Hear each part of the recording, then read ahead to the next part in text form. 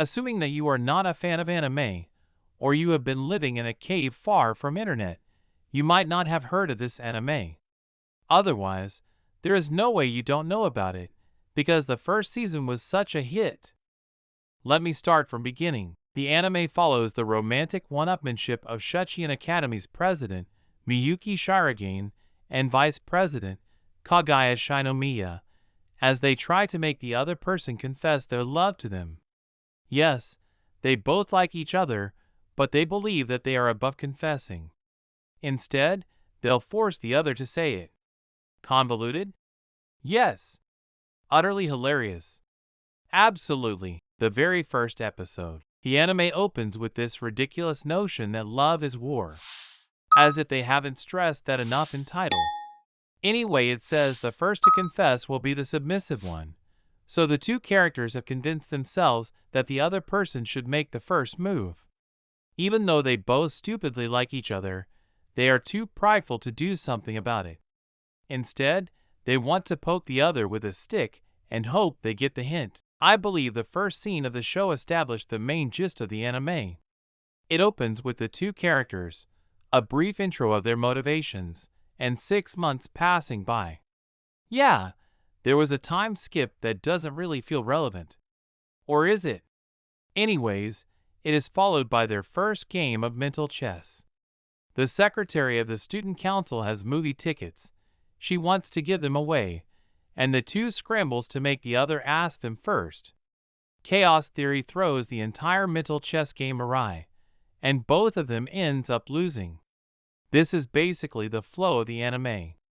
The two would try so hard to one-up each other, but nothing is resolved at the end because the status quo is maintained. Love is War is a rom-com series aimed for mature audience. It centers around two main leads and few other leads who are kinda as important as the other two, but also practically in the side roles. Our main couple have made the concept of love their battlefield. In this battle, they are quite literally trying to outwit each other's with the power of psychology, logic, and pure rhetoric. Why do this then? Because they both share this fundamental idea that love is weakness of the mind and confessing in an act so against one's pride that doing so makes them losers. So, what they are doing instead is try and make the other one confess first. Hence the battlefield. The series heavily relies on both interactions between characters and silent monologue that plays inside the heads of our different POVs.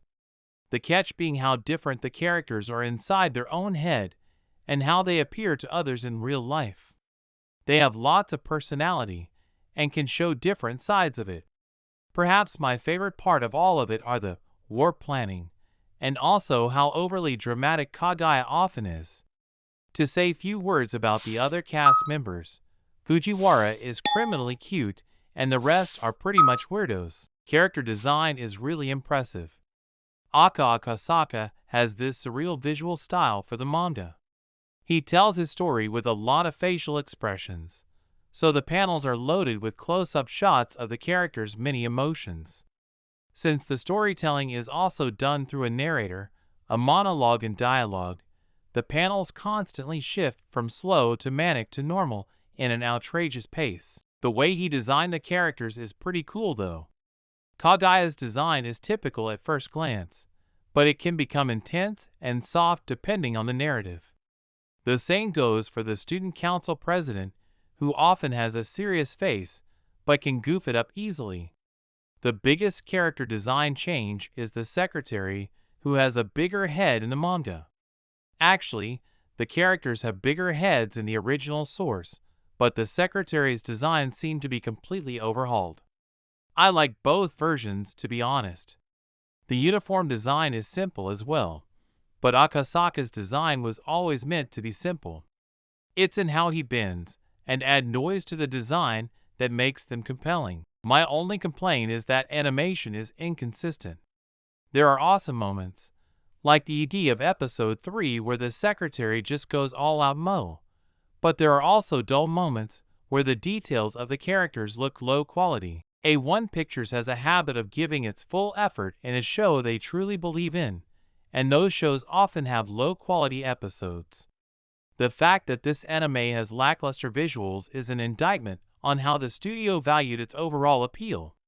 I think another A1 picture anime aired in this season. Some episodes lacked movement, some details are inconsistent, and some scenes could have looked better. It's a good thing the director knows his stuff. A good adaptation captures the intention of the original source, and this anime did that in spades. It managed to capture the frantic pacing of the story, and it knows when to value the facial expressions that makes the manga so fun to read. I do believe some of the panels were lazily animated with limited movements as well, but this was never a turn-off for the show. The first season, containing 12 episodes, was aired in winter 2019, and the second season in spring 2020. The first season was an introduction to the characters, focusing more on telling the tale in an episodic fashion without a lot of story progression. The second season instead focuses on the plot moving forward. Instead of hilarious episodic stories, we get hysterical episodes with the plot progression every inch of the way. The academic year is about to end, so tensions rise during the student council president election. As a new foe appears, Shiragene's family is explored more, and Ishigami's character is fleshed out in the latter half of the season.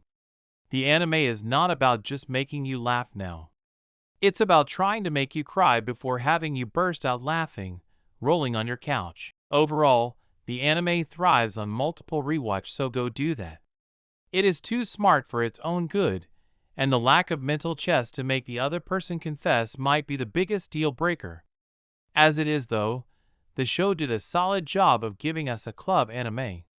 Character interaction is great, and they grow on you.